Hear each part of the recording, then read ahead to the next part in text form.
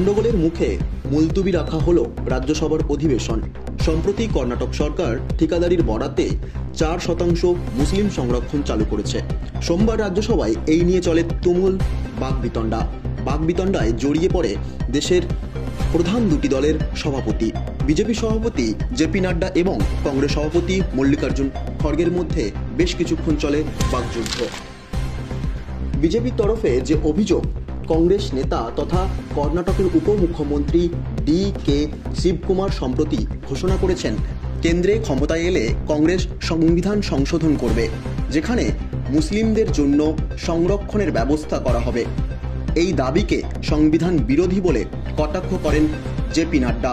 তিনি আরও বলেন, বাবা সাহেব আম্বেদকর চেতনায় আঘাত হানছে এই ধরনের মন্তব্য, যাকে প্রশ্রয় দিচ্ছে খোদ কংগ্রেস।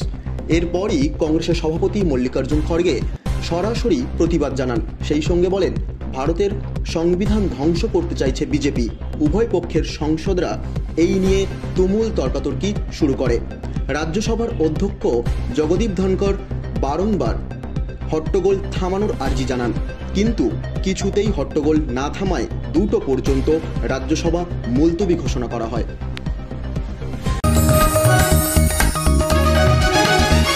आप देख रहे हैं न्यूज़ UNI।